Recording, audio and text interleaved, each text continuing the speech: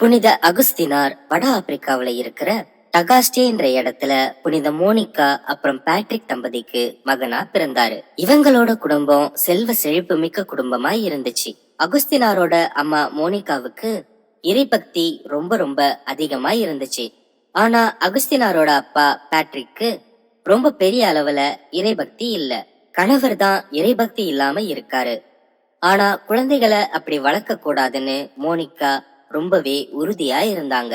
அகுஸ்தினாருக்கு இறை நம்பிக்கையை கத்துக் கொடுக்க மோனிகாவுக்கு ரொம்ப கஷ்டமா இருந்தது. அகுஸ்தினார் ஒரு பக்கம் விளையாட்டு பிள்ளையா இருந்தாலும் இன்னொரு பக்கம் அவருக்கு இந்த மறைக்கல்வி பாடம் மேல ரொம்ப ஈடுபாடெல்லாம் இல்ல.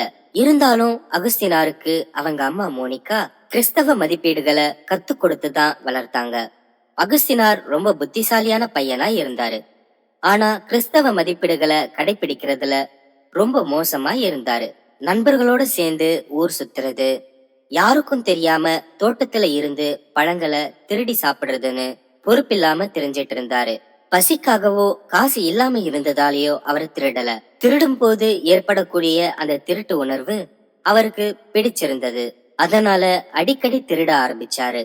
இப்படி திருட்டு பழக்கத்துக்கு அடிமையானதுனால அவரு இரவு நேரங்கள்ல சரியாவே தூங்க முடியல.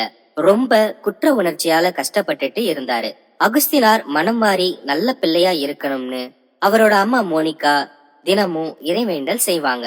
நண்பர்களோட சேர்ந்து அகுஸ்தினார் பண்ண திருட்டுத்தனம் எல்லாமே தெரிஞ்சு அவரோட அம்மா அவரை நல்வழிப்படுத்துறதுக்கு அறிவுரை சொன்னாங்க. கோவிலுக்கு வர சொன்னாங்க. ஆனா அகுஸ்தினார் எதையுமே காது கொடுத்து கேட்கல. எப்பவும் போல நண்பர்களோட சேர்ந்து பொழுத போக்குறதுக்கு வெளியே போயிட்டாரு. இப்படியே பல வருஷங்கள் ஓடுச்சு.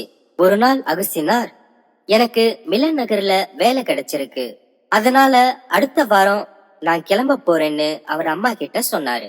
மகனுக்கு வேலை கிடைச்சதுல சந்தோஷமா இருந்த மோனிகா தானும் கூட வரேன்னு சொன்னாங்க. அதுக்கு அகுஸ்தினாரும் சரின்னு சொன்னாரு. 2 பேரும் சேர்ந்து மிலன் நகர் நோக்கிய தங்களோட பயணத்தை தொடங்கினாங்க.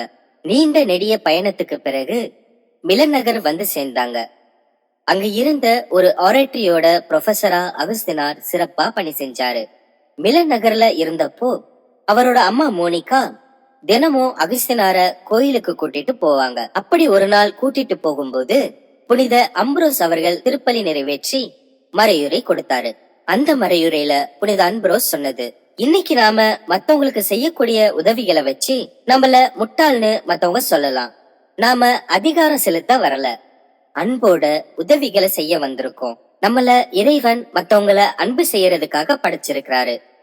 நம்ம இயேசு கிறிஸ்து சொன்ன மாதிரி ஆடை இல்லாதவங்களுக்கு ஆடை கொடுங்க, பசிக்கிறவங்களுக்கு உணவு கொடுங்க, இல்லாதவங்களுக்கு செய்யக்கூடிய உதவி கடவுளுக்கே செய்யக்கூடிய உதவியா இருக்கும்னு சிறப்பான மறையுரை கொடுத்தாரு.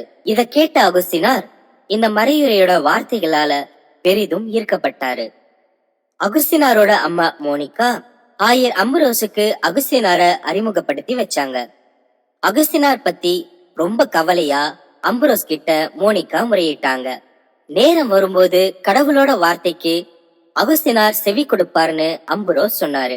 ஆயரான புனித அம்புரோஸோட மறையுரை அகுஸ்தினார ரொம்ப பாதிப்புக்கு உள்ளாக்கிச்சு. தான் வாழ்ந்து வந்த இத்தனை ஆண்டுகள்ல யாருக்கு பயனா வாழ்ந்திருக்கோம்னு யோசிச்சு பார்த்தாரு. அப்படி ஒரு வாழ்க்கை அவர் வாழவே இல்லை. இனிமேலாவது பயனுள்ள வாழ்க்கை வாழணும், கடவுளே அதுக்கு நீதான் உதவி செய்யணும்னு அகுஸ்தினார் சொல்லும் போது அவருக்கு ஒரு குரல் கேட்டது. அது எடுத்து வாசி அப்படின்னு அவருக்குள்ள சொல்லிச்சு. அவரு திகச்சு நின்னாரு. திரும்பவும் அதே குரல் எடுத்து வாசின்னு அவருக்குள்ள சொல்றத அவரு மறுபடியும் கேட்டாரு. இந்த இடத்துலதான் ஒண்ணும் இல்லையே, அப்புறம் எதை எடுத்து வாசிக்கிறதுன்னு குழப்பத்தோட அகுஸ்தினார் சுத்தி முத்தி பார்க்கும்போது அங்க ஒரு பைபிள் இருந்தது. அதை எடுத்து வாசிக்க தொடங்கினாரு. அந்த நேரம் அகுஸ்தினாரோட புதிய வாழ்க்கை தொடங்குச்சு. தன்னோட புதிய வாழ்க்கைக்கான பாதை கிடைச்சத பத்தி அவரோட அம்மா கிட்ட அகுஸ்தினார் மகிழ்ச்சியோட சொன்னாரு. அதை கேட்ட மோனிகாவுக்கும் தன்னோட ஜெபம் கேட்கப்பட்டதை நினைச்சு ரொம்ப ரொம்ப மகிழ்ச்சியா இருந்துச்சு. அந்த ஆண்டு ஈஸ்டர் சமயத்துல ஆயர் அம்ப்ரோஸ் கிட்ட அகுஸ்தினார் திருமுழுக்கு வாங்கினாரு. கிறிஸ்தவ நெறிகளை பின்பற்றி நல்ல மனிதரா வாழ தொடங்கினாரு. சில நாட்கள்ல மோனிகாவுக்கு உடல்நிலை சரியில்லாம போச்சு.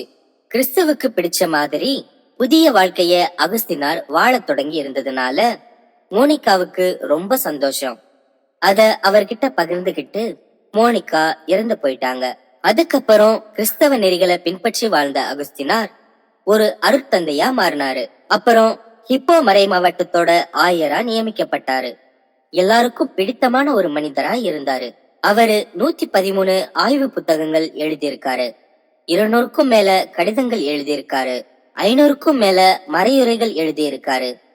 தன்னோட குருத்துவ வாழ்க்கையில ரொம்ப எளிமையா வாழ்ந்தாரு. ஏழை எளிய மக்களுக்கு நிறைய உதவிகள் செஞ்சாரு. அவரு இறக்கும்போது அவரோட வயசு 76.